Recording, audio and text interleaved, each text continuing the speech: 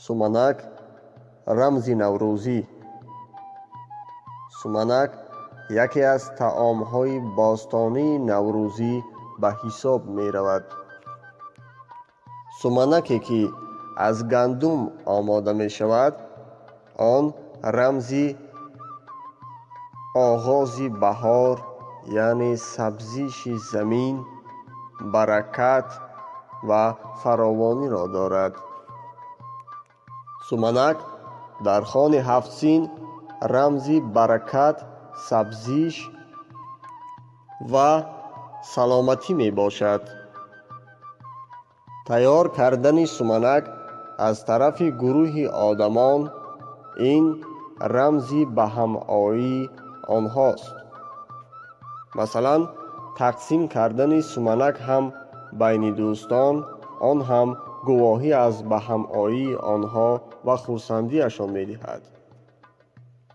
تأثیر سومنک به فرهنگ و ادبیات این رمزی پیروزی است. نوروز و سومنک آن در اشعار شاعران بزرگ به مانند رودکی، فردوسی، مولوی، حافظ و دیگران ذکر گشته است. اکثریت آنها سومنک را زیبایی نوروز و بهار گفتند. درباره سومنک در هر محلها روایت و داستان و افسانه ها گوناگونند.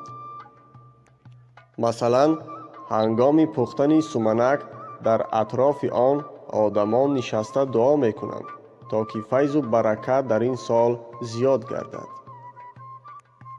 در کتاب 7 جام نوروزی هم درباره سومنک گفته شده است.